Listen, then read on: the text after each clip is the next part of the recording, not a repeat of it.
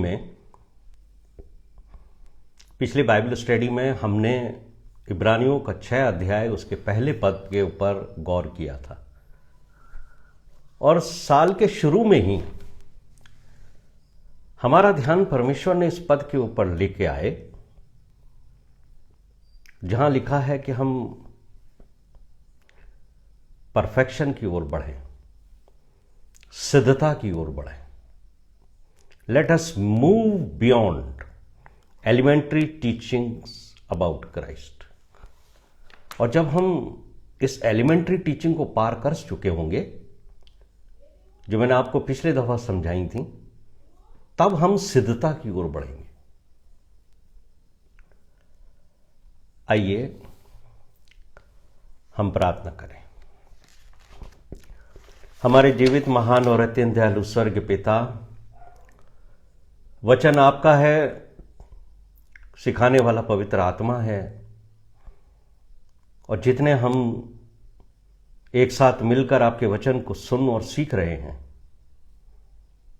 मेरे परमेश्वर, वो सब सीखने वाले स्टूडेंट्स हैं। इसलिए विनती करते हैं कि आप हमारी बुद्धि को खोल दीजिए ताकि हम उन गहरे भेदों को समझ सकें जो आपका वचन हमें आज संध्या काल सिखाना चाहता है। सब बातों में हम आपको आदर और महिमा देते और ये विनती हमारे उद्धारकर्ता प्रभु यीशु मसीह के नाम से मांगते, सुनो, कबूल कर, आमीन। इब्रानियों का 11वां अध्याय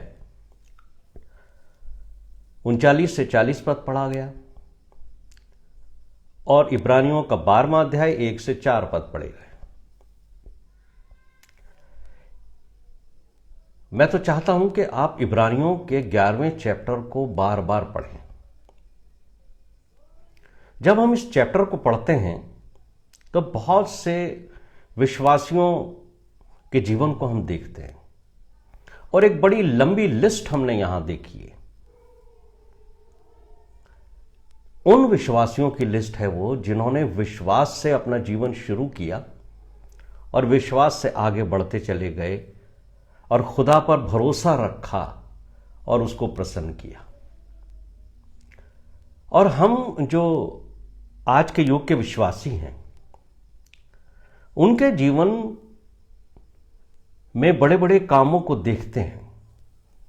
हम जो नई वाचा के लोग हैं, वो उन लोगों के जीवन में बड़े बड़े कामों को देखते हैं, बड़े बड़े आश्चर्य कर्मों को देखते हैं। जैसा मूसा के जीवन में उसने विश्वास से लाल समुंदर परमेश्वर की सहायता से पार करवा दिया। यह है विश्वास। जब हम देखते हैं यहोशू को, यरीहो की दीवार विश्वास से गिर गई। जब हम देखते हैं अब्राहम को, 100 वर्ष का पुरुष पिता बन गया, विश्वास। तो ये जितने भी लोग थे,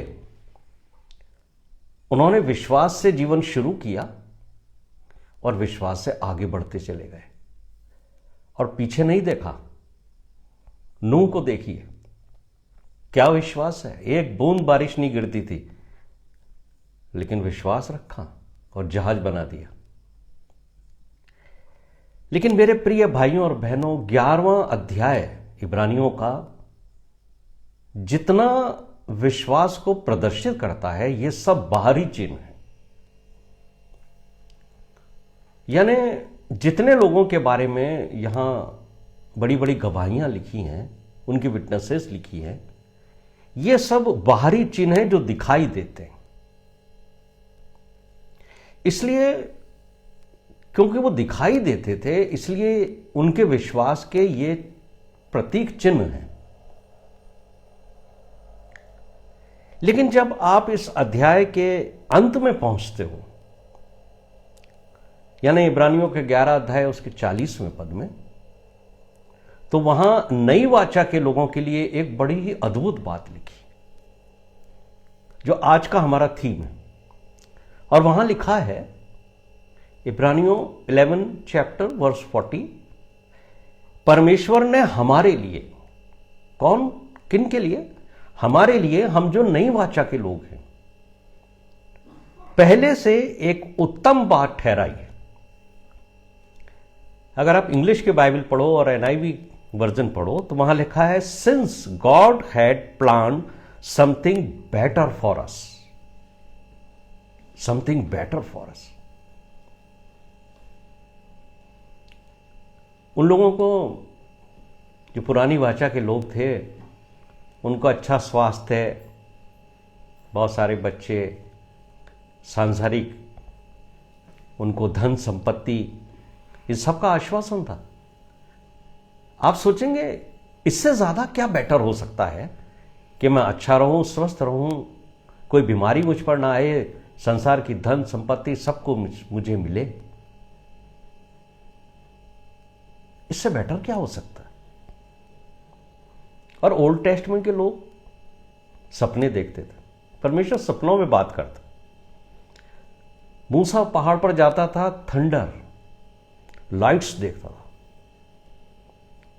लेकिन आपके और मेरे लिए God had planned something better.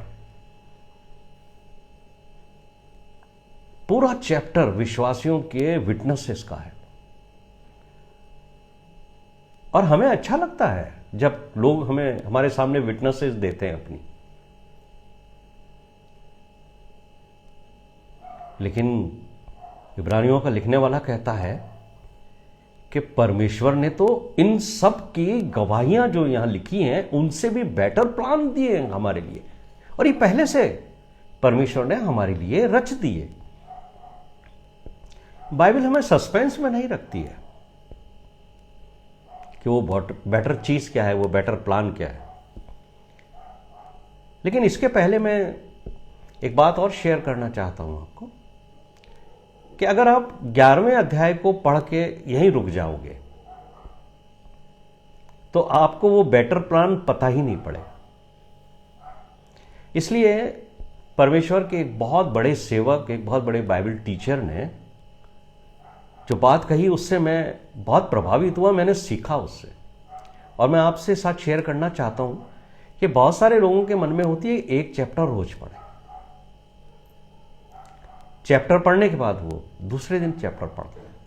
तो जब नया चैप्टर आप शुरू करते हो तो आपको यह ध्यान ही नहीं रहता कि कल मैंने क्या पढ़ा था। आप नए चैप्टर को नए तरीके से शुरू करते हो। लेकिन मैं आज आपको एक बहुत रिक्वेस्ट करना चाहता हूं, और मैं जानता हूं कि आप लोग मुझसे प्रेम रखते हैं, बहुत स्नेह रखते हैं, तो आप मेरी बात को ध्यान से सुनेंगे।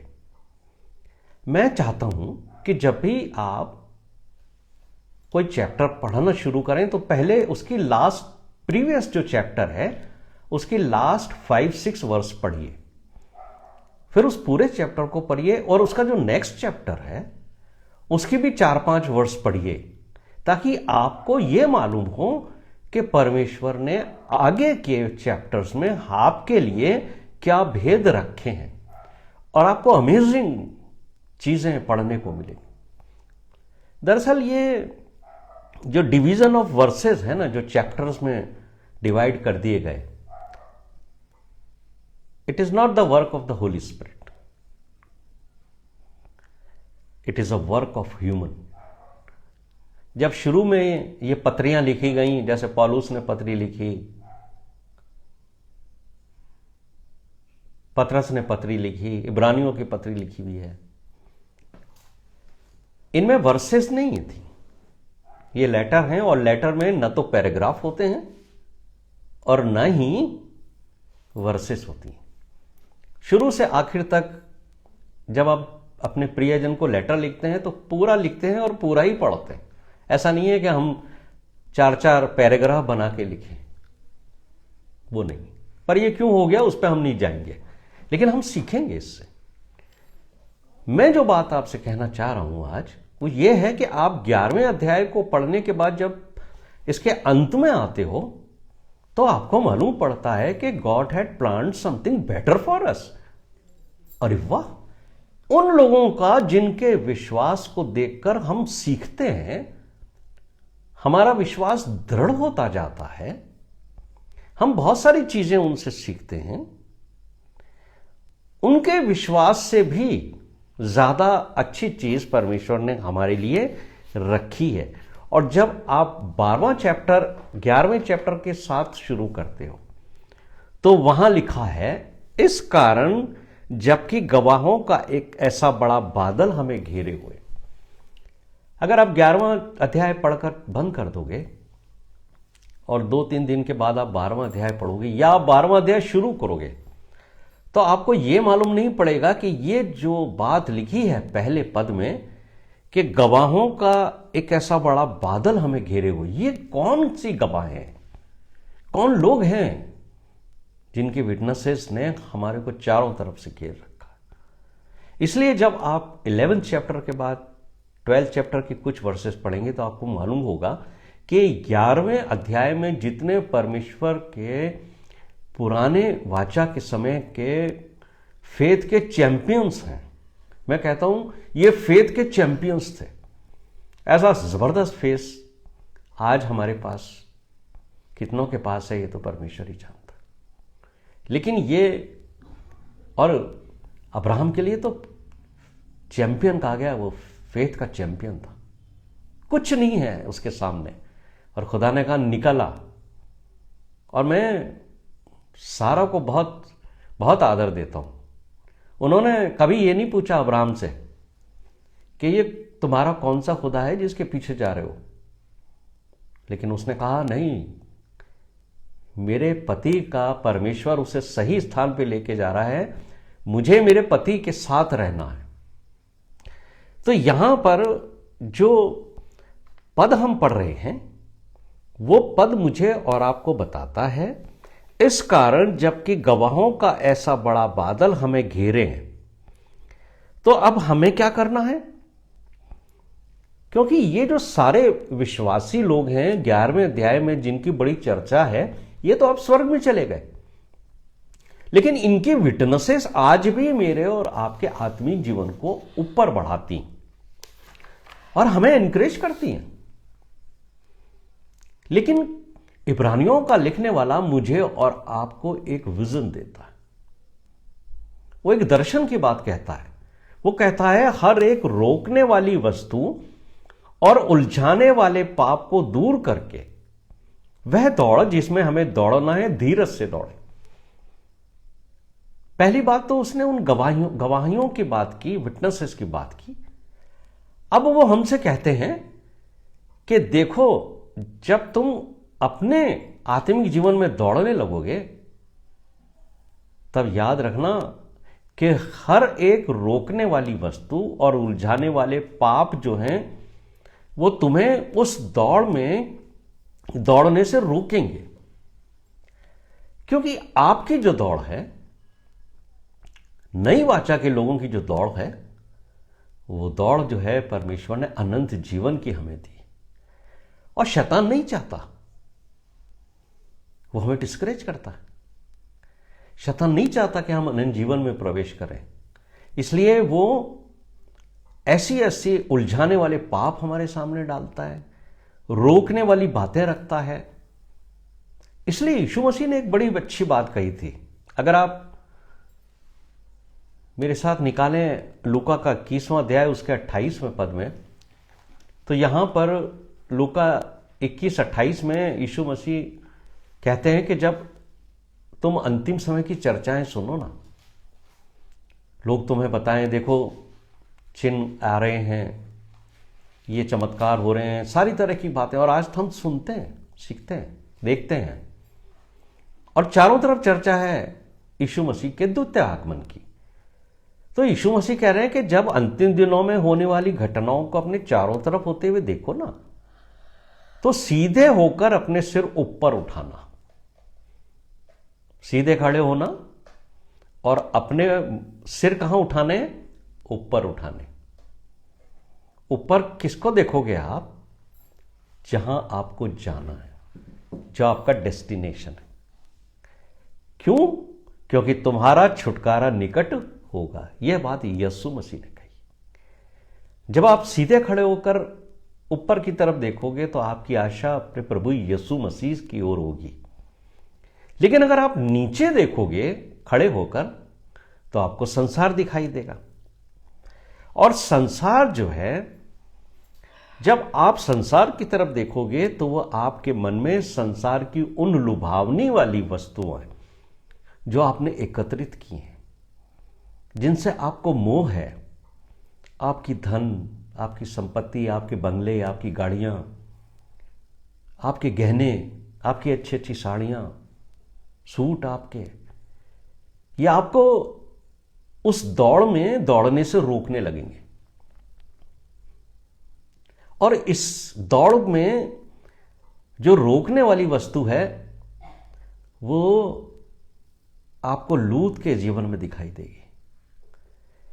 लूत को परमेश्वर स्वर्गदूतों के द्वारा निकालना चाहता था, लेकिन कुछ ऐसी वस्तुएं थीं जो उसको और उसके परिवार को रोक रही थी, उलझा रही थी।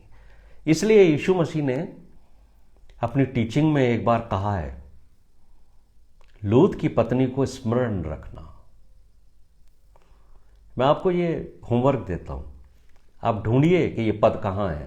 ये पद यीशु मसीह ने कब कहा, क्यों कहा। ये एक वार्निंग है मेरे और आपके लिए जो नई वाचा के लोग हैं, कि लूत की पत्नी को स्मरण रखना। हर उस वस्तु में जिसमें हमारा मन संसार में फंसा है, शैतान हमारे ऊपर लेके आएगा। हर उस उलझाने वाले पाप जिसके बारे में इब्रानियों का लिखने वाला 12वें अध्याय के पहले पद में स्पष्ट कहता है कि रोकने वाली वस्तुएं हैं और उलझाने वाले पाप हैं। आपको और मुझे पता नहीं पड़ता कि हम कब उलझ जाएं।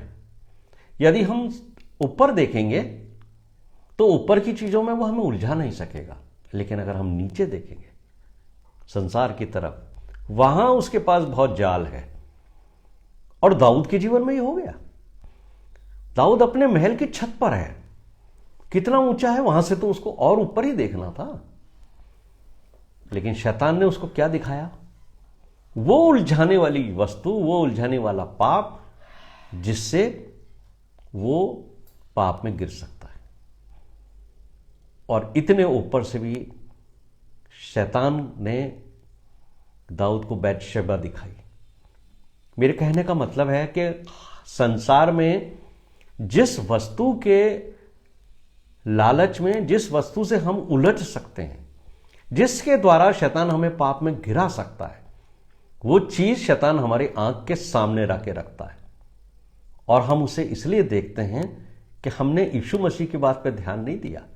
यीशु मसीह कहते हैं, अंतिम समय में अपनी दौड़ में पीछे इधर उधर मत देखना, ऊपर देखना, अपना टारगेट देखना कि तुम्हारे लिए क्या टारगेट है।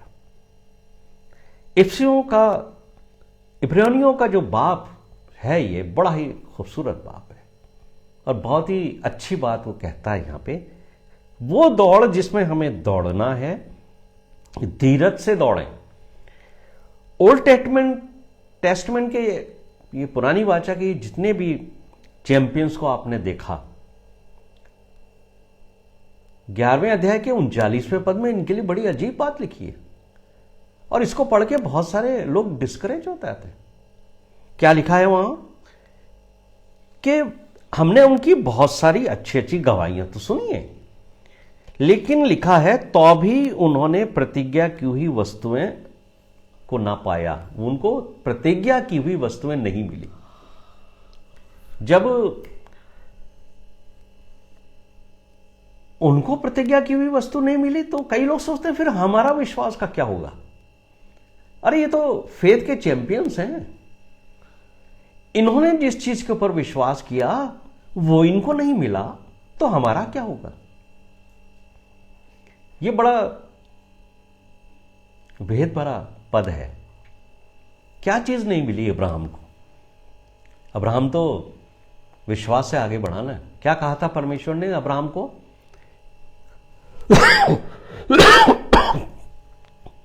मैं तुझे अनगिनत वंश दूंगा। और तेरे वंश को मैं कनान में बसाऊंगा। अब्राहम चला और उसके जीवन में उसने सिर्फ अपने बेटों को देखा। एक बेटा जो वादे की संतान था, इसहाक, और एक बेटा जो दासी से पैदा हुआ, इस्माइल। अब्राहम ने देखे, लेकिन जो बात लिखी है कि मैं तेरे ऐसे वंश को दिखाऊंगा जो तारों के समान होगा, जिसे तू नहीं गिन सकता, वो प्रतिज्ञा अब्राहम के जीवन में पूरी नहीं हुई। लेकिन परमेश्वर की यह प्रतिज्ञा पूरी हुई है, जिसे मैं और आप आज देखते हैं कि इस्राएलियों का एक बड़ा हुजूम हमें बाइबल में दिखाई देता है। और ये इस्राएली जो गुलामी में रहे 400 वर्ष, परमेश्वर ने मूसा से कहा, जा इनसे कहना कि मैंने तुम्हारी पीड़ा देखी है, मैं तुम्हें मिस्र की गुलामी से निकालूंगा और फिर मैं तुम्हें कनान में पहुंचाऊंगा। और आप देखते हैं कि परमेश्वर ने जो बातें इस्राएलियों से मूसा और हारून के द्वारा की गई थी, जो निर्गमन के 4थे अध्याय में आपको मिलेंगी, उस पर उन सब इस्राएलियों ने विश्वास किया। यहां 2 बातें हैं। पहली बात, परमेश्वर ने उनसे कहा, मैं तुम्हें मिस्र की गुलामी से निकालूंगा, दासत्व में से निकालूंगा, और फिर तुम्हें मैं उस देश में पहुंचाऊंगा जिसका वादा मैंने तुम्हारे माता पिता से किया था, तुम्हारे पूर्वजों से किया था। लेकिन यहां भी हम एक चीज देखते हैं कि मिस्र से तो परमेश्वर ने उनको निकाला, ये तो उन्होंने देखा, लेकिन जो प्रतिज्ञा परमेश्वर ने उनके बाप दादों से की थी, अब्राहम से, इसहाक और याकूब से की थी कि मैं तुम्हारे वंश को कनान में पहुंचाऊंगा, ये प्रतिज्ञा उन लोगों के जीवन में से सिर्फ 2 व्यक्तियों के जीवन में पूरी हुई, यहोशू और कालेब के जीवन में। बाकी जितने लोग निकले वो सब जंगल में मर मुटे। यहां तक कि अब्राहम और मूसा और हारून के जीवन में भी यह प्रतिज्ञा पूरी नहीं हुई। इसलिए इस बात से आप कंफ्यूज ना हो कि यह लिखा है तो भी उन्हें प्रतिज्ञा की हुई वस्तुएं ना मिली।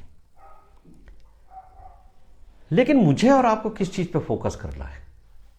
मुझे और आपको फोकस करना है इब्रानियों के 11 अध्याय के 40वें पद में, कि परमेश्वर ने हमारे लिए पहले से उत्तम बात ठहराई। नई वाचा के लोगों को के लिए अध्याय 11 विश्वासियों का एक इतिहास है, पर इनमें से कोई भी आपका रोल मॉडल नहीं हो सकता, क्योंकि इन सब ने कभी न कभी शैतान के द्वारा उलझकर गलतियां की, कुछ ने पाप किया, शैतान ने इनको उलझा दिया, गिरा दिया इनको, और बहुत सारे लोगों का विश्वास भी कमजोर हुआ। इब्रानियों का 12वां अध्याय उसके दूसरे पद में हम जो नई वाचा के लोग हैं उनके लिए यह संदेश है कि विश्वास के कर्ता और सिद्ध करने वाले यीशु की तरफ देखते रहना है, यीशु की तरफ ताकते रहना है। कंटिन्यूस प्रोसेस है ये। ऐसा नहीं है कि एक बार यीशु मसीह को देखा, फिर नीचे देखा, धन संपत्ति की तरफ देखा, उलझने लगे, शैतान ने गिरा दिया। Christ is Pioneer and परफेक्टर of faith. Pioneer जो होता है वो अगुवा होता है। A person who is among the first, जो सबसे आगे आगे चलता है, जिसको देखकर पीछे चलने वाले भी उस डेस्टिनेशन पे पहुंच रहे हैं जिस पर वो अगुवा चला है। और यीशु मसीह जो एक मनुष्य है, इब्रानियों का लिखने वाला इसी बात पे फोकस करता है कि हमें सिर्फ यीशु मसीह की जो ट्रिनिटी की पावर है उसके पास, जो त्रिएक परमेश्वर में से वो एक परमेश्वर है, सिर्फ उस पर ही फोकस नहीं करना है, बल्कि मुझे और आपको यीशु मसीह जो एक मनुष्य के रूप में जिसने जन्म लिया, उस यीशु मसीह को फॉलो करना है। और जब वो हमारा लॉर्ड है, वो हमारा अगुआ है, वही परफेक्टर है। परफेक्टर कौन है? जो सिद्ध कर चुका हो, जिसने वो दौड़ अचीव कर ली हो, वो परफेक्टर है। तो हम जो सिद्धता की ओर बढ़ने की बात कर रहे हैं, इब्रानियों का 6 अध्याय उसके पहला पद में जो पिछले स्टडी में हमें परमेश्वर ने एनकरेज किया था कि आओ हम सिद्धता की ओर बढ़े, तो कौन लेके जाएगा उस पथ के ऊपर? ये जो ओल्ड टेस्टमेंट के 11वें अध्याय के जितने भी बड़े बड़े दिग्गज हैं, फेथ के चैंपियंस हैं, ये आपको उस परफेक्शन की दौड़ में नहीं ले जा सकते, सिद्धता की ओर नहीं ले जा सकते, क्योंकि ये भी सिद्ध नहीं ता तक नहीं पहुंच पाए। इसलिए अब मनुष्य हमारे को लीड करेगा। इसलिए परमेश्वर ने अपने पुत्र को मनुष्य बना के भेजा, और वो यीशु मसीह जो अपने आप को मनुष्य का पुत्र कहता था, वही हमारा लीडर है। He is परफेक्टर। उसके पीछे चलना है। इसलिए इब्रानियों का लिखने वाला कहता है कि सिर्फ उसकी तरफ देखना, ताकते रहो उसको अपने जीवन में, हर क्षण, हर बात में, हर चीज के अंदर उसकी तरफ देखते रहो। जो सिद्ध हो चुका है वही तो हमें सिद्धता में के मार्ग में हमारी अगुवाई कर सकता है, हमारा मार्गदर्शन कर सकता है। क्यों? क्योंकि वही एक ऐसा मनुष्य इस संसार में आया जो ब्लेमलेस ह्यूमन था। उसने मेरे और आपके लिए क्रूस की मृत्यु सही। यही आगे के पद में लिखा है 12:3 और 4 में। जो उस समय की सबसे घृणित मृत्यु थी, उसे लेकर उसने क्रूस पर दुख सहा, सिर्फ इसलिए कि हम भी अपने चाल चलन में उन सब चीजों को जो हमें सिद्धता की ओर धीरज से लेके जाएगी, हम सीख सकें। यीशु मसीह का धीरज देखिए, यह है वो धीरज जो मेरे और आपके अंदर होना है। छोटी छोटी बातों में हम घबरा जाएं, अपना टेम्पर लूज करें, फेथ छोड़ दें। मेरे प्रिय भाइयों और बहनों, यहां लिखा है कि यीशु मसीह ने अपनी दौड़ पूरी करके क्रूस की मृत्यु सहने के बाद वो परमेश्वर के सिंहासन के दाहिनी ओर जा बैठा।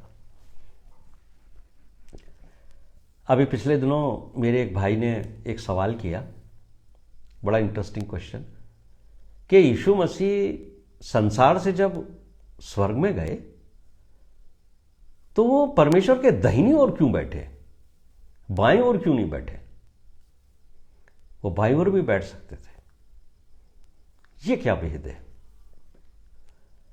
आज हम इस पे चर्चा नहीं करेंगे क्योंकि हमारा विषय नहीं है, लेकिन कभी अगर मौका मिला तो उस भाई के प्रश्न का मैं उत्तर दूंगा, और आप भी बाइबल में इसकी गहराई को ढूंढें।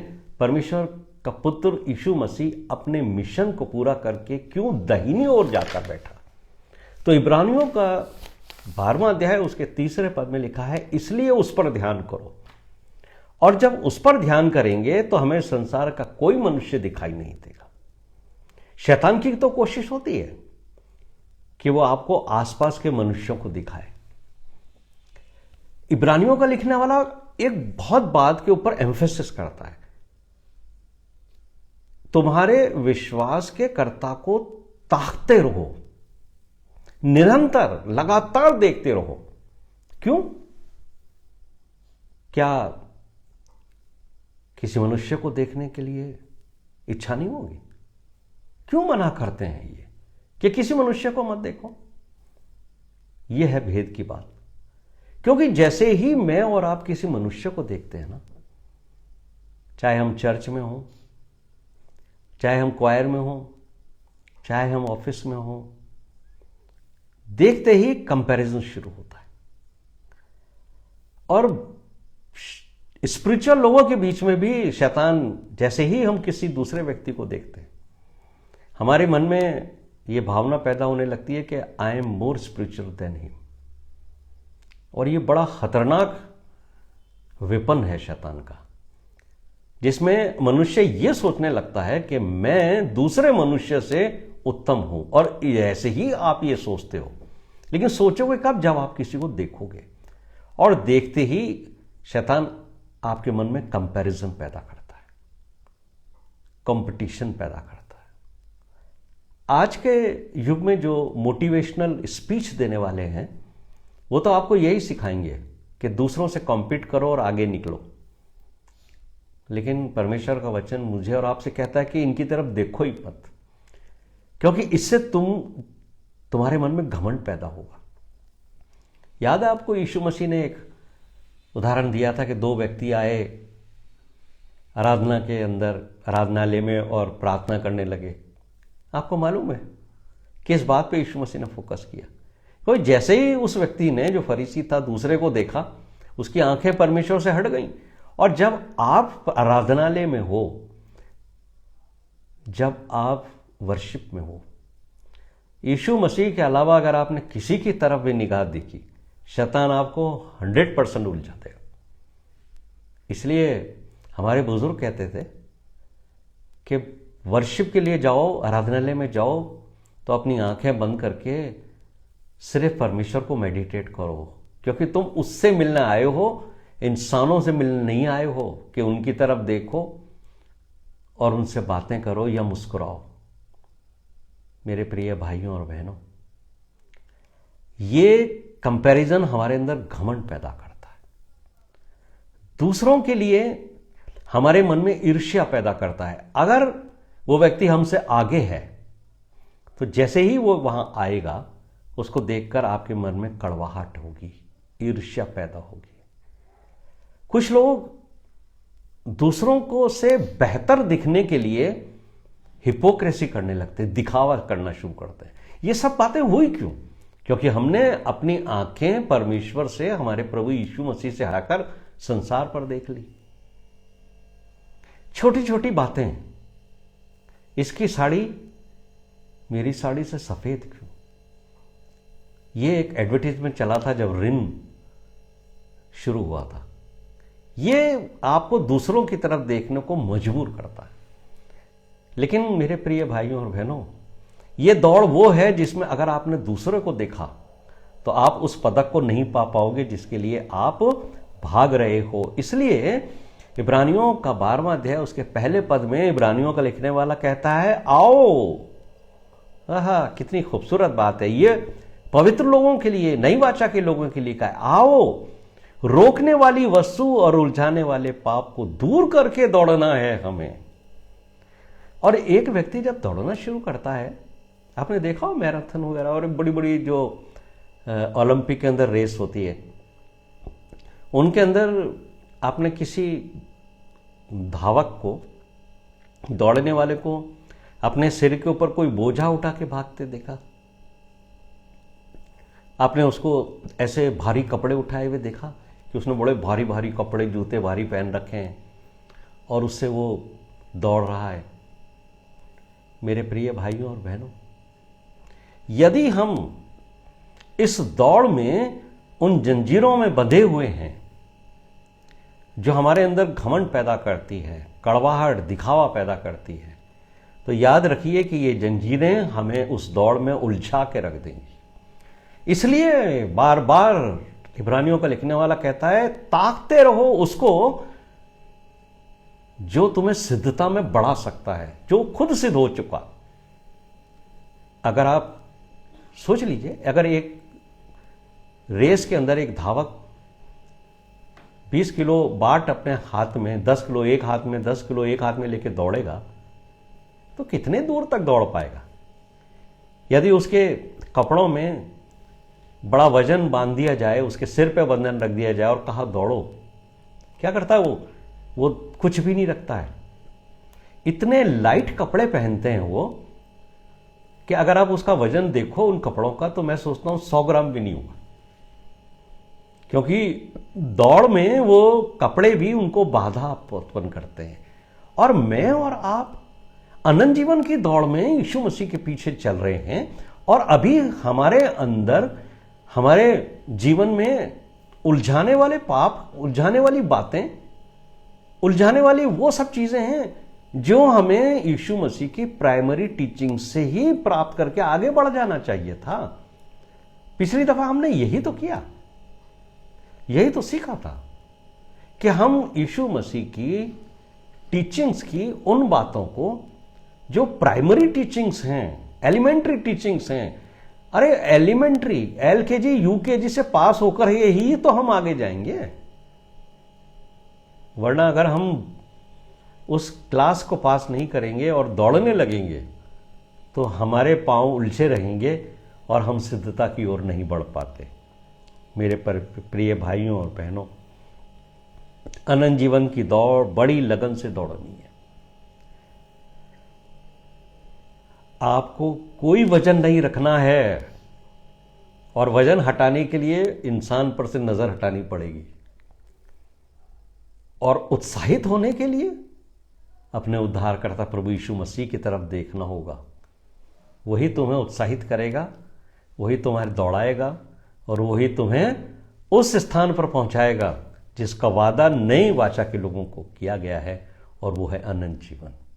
प्रभु आप सबको आशीष दे, और इस वचन को समझने के लिए पवित्र आत्मा की अगुवाई दे। आप सबको जय मसीह की।